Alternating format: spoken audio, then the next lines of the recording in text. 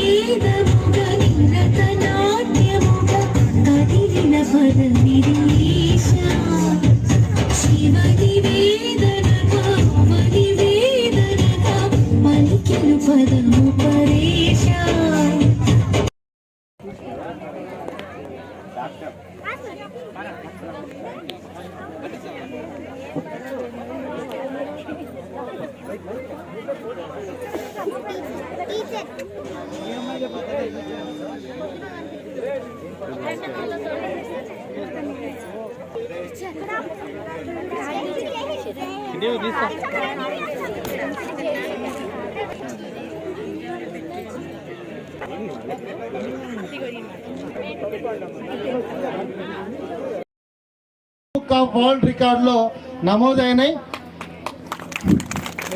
అంతేకాకుండా తను చేతులపై అయితే మనం ఏదైతే సినిమాలో చూసి చప్పట్లు కొడతామో అవన్నీ మన ఆచార్యులు గారు మన మైదానంలోనే చాలా సార్లు చేశారు. చేతుల మించి హీరోలు కార్లే పోయించుకుంటారు, కానీ మన ఆచార్య లారీలు పోయించుకున్న సందర్భాలు కూడా ఉన్నాయి. పుట్టపైన 100 కిలోల బండను పెట్టుకొని దాన్ని పలగొట్టి తన అద్భుత ప్రదర్శన ఇచ్చిన